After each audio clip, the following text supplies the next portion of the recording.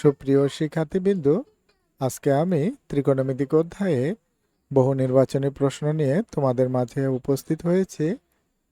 তোমরা সম্পূর্ণ ভিডিওটি দেখবে, আশা করি কিছু না কিছু তোমরা শিখতে পারবে। তো এখন এখানে যেটি প্রশ্নটা দেওয়া আছে 1 নম্বর বহু নির্বাচনী প্রশ্ন। তো এখানে দেখতে পাচ্ছি 10x = 5/2 হলে cos স্কয়ার x এর মান কত? তো এখন আমাদের cos স্কয়ার x এর মান বের করতে হবে। তো cos মানে একটা ভূমি বায়ু অতিভুজ, কিন্তু এখানে দুটি বাহুর অনুপাত দেওয়া আছে 5/2।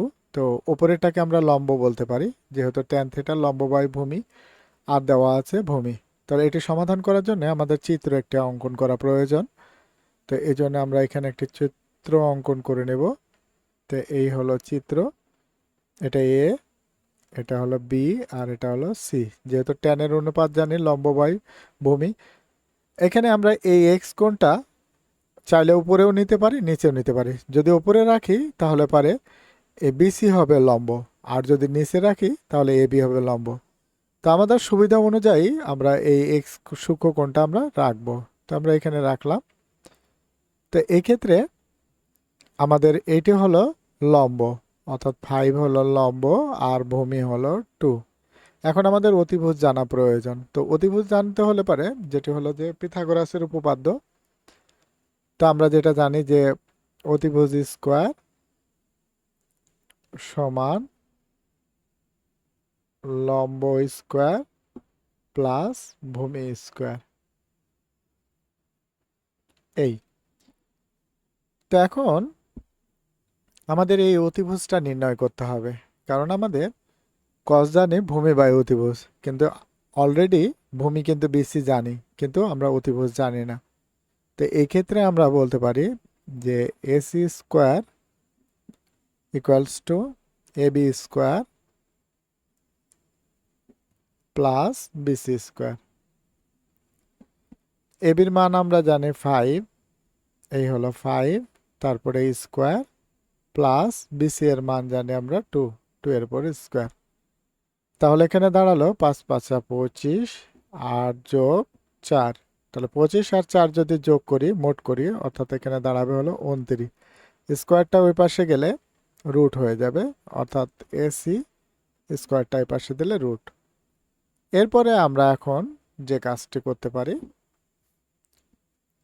সেটি হলো আমাদের এই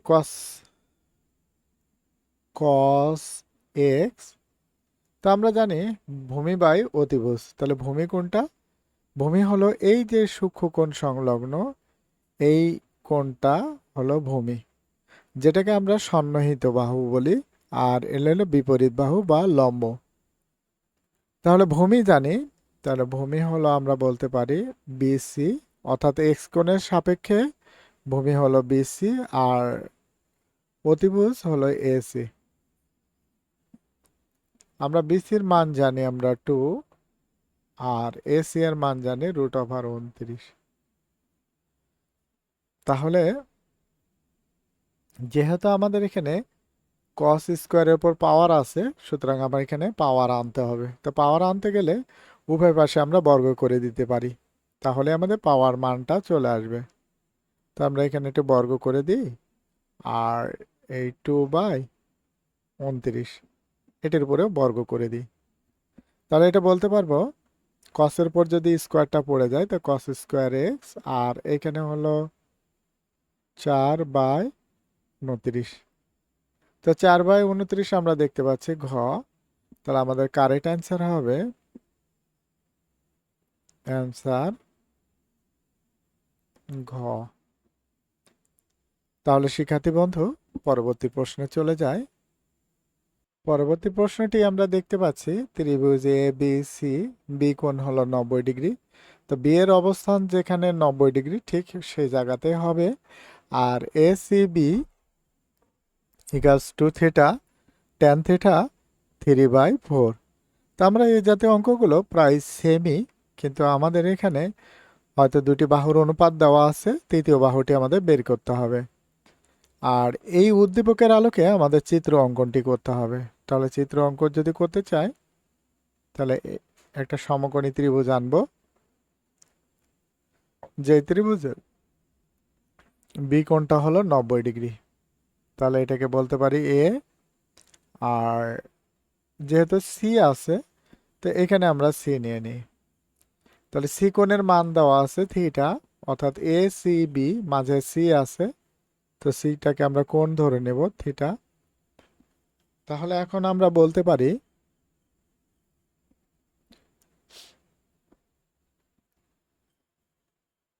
ট্যান থিটা হলো কি, লম্ব বাই ভূমি। তাহলে এই বাহুটা হলো থিটা কোণের বিপরীত বাহুটা, সূক্ষ্মকোণের বিপরীত বাহুটা লম্ব, আর ভূমি হলো 4।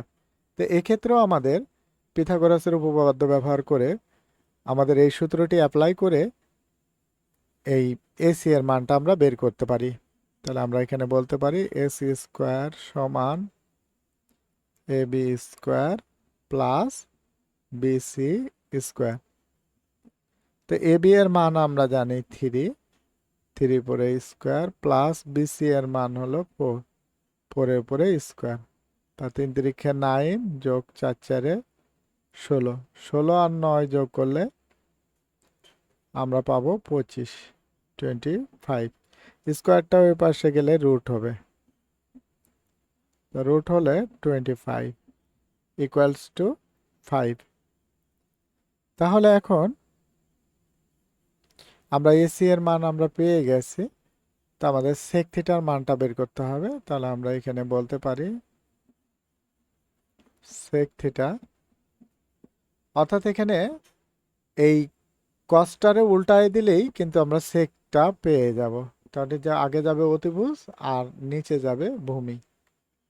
তাহলে এটা এটা হবে কোসেক থিটার মান, যেহেতু কোসেকের সাথে আমাদের কসের আছে সম্পর্ক, এবং কসটাকে উল্টালে 1/sec হয়, তো সুতরাং আমরা এইভাবে উল্টায় দিব। তো এখানে বলতে পারি অতিভুজ, আচ্ছা এটাকে এইভাবে বলি, অতিভুজ হলো এসি আর ভূমি হলো বিসি, অর্থাৎ থিটা কোণের জন্য ভূমি হলো বিসি। আরেকটা শিক্ষার্থী বন্ধু, আমাদের এই অতিভুজের কোনো পরিবর্তন আসবে না, তো বাকি এই বাহুগুলো পরিবর্তন হবে, কখনো এটা লম্ব হবে কখনো ভূমি হবে, সেটা কোণ অনুযায়ী। কোণটা উপরে থাকলে বিসি লম্ব হবে, আর কোণ নিচে থাকলে এবি লম্বটা লম্ব হবে, এটুকুই। তাহলে এসি এর মান আমরা জানি 5 আর বিসি এর মান জানি 4। তাহলে 5/4 আমরা পেতেছি গ। তাহলে আমাদের কারেক্ট অ্যান্সার হবে অ্যান্সার গ। তাহলে শিক্ষার্থী বন্ধু, এরপর আমরা পরবর্তী প্রশ্নে চলে যাই। এরপরে আমরা 3 নাম্বার প্রশ্নটি সমাধান করব।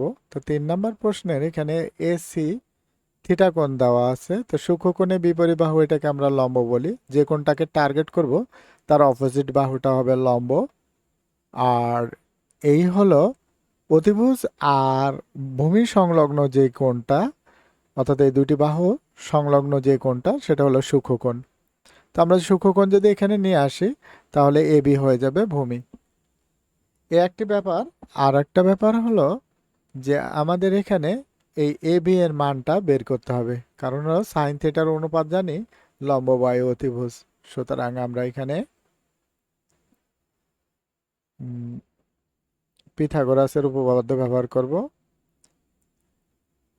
এবি স্কোয়ার, আচ্ছা অতিভুজ স্কোয়ার, আমরা বলতে পারি যে A C square equals to A B square plus B C square. তো এসি এর মান আমরা জানি 13, তো 13 উপরে স্কোয়ার। আর এ বি এর মান তো আমরা জানি না, যেহেতু এখানে মানটা বের করতে হবে অজানা। আর বিসি এর মান হলো 12, 12 উপরে স্কোয়ার। তো 13 13 169 ইকুয়ালস টু, এখানে স্কোয়ার হবে। এবির মান তো আমরা জানি না, তা বিসি এর মান যেহেতু জানি, 12 12 144, অর্থাৎ এটাকে পাওয়ার করলে এটা হবে 169 minus 144 equals to A B square. তো এটাকে বিয়োগ করলে পরে আমরা যে রেজাল্টে আসবে সেটা হলো 25 আর স্কোয়ারটা ওই পাশে গেলে, আচ্ছা স্কোয়ারটা এই পাশে গেলে রুট হয়ে যাবে। তাহলে দাঁড়ালো 5 আর এ বি। তো সুতরাং আমরা এ বি এর মান বলতে পারি 5। এখন আমাদের সাইন থিটা যেহেতু বের করতে বলা হয়েছে, তাহলে আমরা এখানে বলতে পারি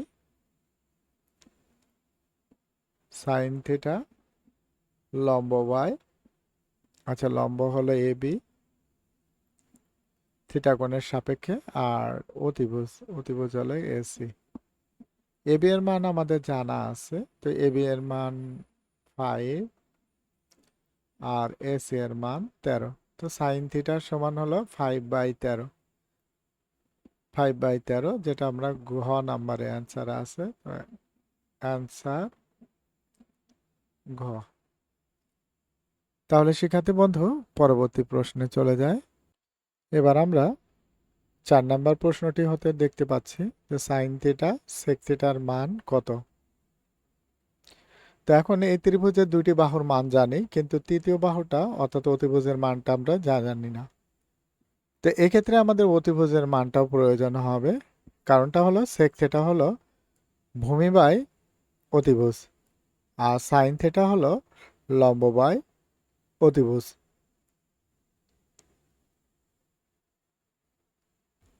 সর্বপ্রথম আমাদের অতিভুজের মানটা বের করতে হবে। তাহলে আমরা বলতে পারি পি আর স্কোয়ার সমান P Q square plus Q R square. তো পি আর এর মান আমরা জানি হলো পি আর এর, আচ্ছা পি আর এর মান আমরা জানি না, পি কিউ এর মান জানি √3। তো এটা পরিবর্তন করে √3 বলতে পারি। আর কিউ এর মান হলো এই যে এটা 1, তো 1 এর উপরে স্কোয়ার।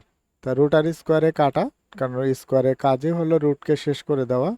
3 + 1, তো এই কাজটা দাঁড়ালো 4। এখন আমাদের যেহেতু পি আর এর মানের প্রয়োজন, তো স্কোয়ারটা ওই পাশে গেলে রুট, তাহলে 2 × 2 = 4। তাহলে এই ক্ষেত্রে আমরা যে একটি বলতে পারি সাইন থিটা সেক থিটা। তো সাইন থিটা লম্ব বাই অতিভুজ, তো এখানে লম্ব হলো থিটা কোণের বিপরীত বাহুটা, তার মানে আমরা এখানে বলতে পারি পি কিউ, আর অতিভুজ হলো P R into sec theta হলো অতিভুজ বাই ভূমি। তো অতিভুজ আমরা এখানে জানি পি আর, আর ভূমি জানি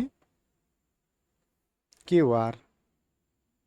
তাহলে পি কিউ এর মান জানি √3, পি আর এর মান জানি হলো 2, তো ইন্টু 2/1। তো এটা কাটা, তাহলে আমরা √3/1, তো হরের 1 আমরা লেখার প্রয়োজন হয় না, তাহলে √3। তো এটার সঠিক অ্যান্সার হলো ঘ, অ্যান্সার ঘ। এরপরে শিক্ষার্থী বন্ধু আমরা পরবর্তী প্রশ্নে চলে যাই। এরপরে আমরা দেখতে পাচ্ছি 5 নাম্বার প্রশ্ন। তো 5 নাম্বার প্রশ্নে বলা হয়েছে 3 sin square theta minus 4 cos square theta = 0 হলে tan থিটার মান কত। তো আমাদের এই মানটা আমাদের বের করতে হবে। তো tan থিটার মানটা হলো কি, tan থিটার সূত্র জানি sin theta by cos theta. যদি আমরা এটাকে মাইনাস থেকে ওই পাশে নিয়ে যাই, নিয়ে যে cos গুণে আছে এই পাশে আসলে ভাগে আসবে। তারপরে আমরা রুট যেহেতু ভিন্ন ভিন্ন আছে একসাথে করে নেব, তাহলে একসাথে করে নিলে পারে আমাদের এই ট্যানের মানটা চলে আসবে। তো শুরু করা যাক। 3 sin square theta minus 4 cos square theta = 0। তো মাইনাস আছে ওই পাশে প্লাস হয়ে যাবে, অর্থাৎ পক্ষান্তর করলে আমরা বিপরীত সাইন হয়ে যাবে, অর্থাৎ মাইনাসটা প্লাস হয়ে যাবে। তাহলে এখানে বলতে পারি 4 cos স্কোয়ার থিটা। এরপরে এখন এই cos স্কোয়ার গুণে আছে এই পাশে হলে ভাগে যাবে, আর 3 গুণে আছে ওই পাশে গেলে ভাগে যাবে, অর্থাৎ উপরে আছে নিচে যাবে, নিচে আছে উপরে যাব। তার মানে এখানে sine square theta by cos square theta এই হলো 4/3। এখন পাওয়ারটাকে যেহেতু আলাদা আলাদা আছে, সেখানে একসাথে আমরা করে নিতে পারি। তাহলে এখানে আমরা বলতে পারি sine theta by cos theta এই হলো পাওয়ার স্কোয়ার, আর এখানে 4/3 এরপরে স্কোয়ার। ও সরি, এটা স্কোয়ার হবে না। আচ্ছা, এই স্কোয়ারটা ওই পাশে গেলে রুট হয়ে যাবে। তাহলে আমরা এখানে বলতে পারি sine theta by cos theta root over 4/3। তাহলে এখানে cos sine theta by cos theta, তাহলে এটা হবে ট্যান থিটা। আর 4-এর যেহেতু বর্গ সংখ্যা, তো 4-এর বর্গমূল হবে 2 আর রুট ওভার 3। তাহলে যেহেতু আমাদের ট্যান থিটার মান বের করতে বলা হয়েছে, তাহলে সেক্ষেত্রে এখানে 2/√3 আমাদের কারেক্ট অ্যান্সার হবে ঘ। তাহলে অ্যান্সার আমরা বলতে পারি ঘ। তাহলে শিক্ষার্থী বন্ধু, আজকে এ পর্যন্ত। আবার শুরু করব আগামীকাল পরবর্তী এমসিকিউ গুলো।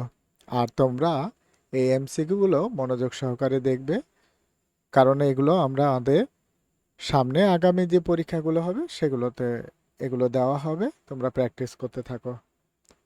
তো আশা করি সকলের সুস্বাস্থ্য কামনা করি। তোমরা ভালো থেকো।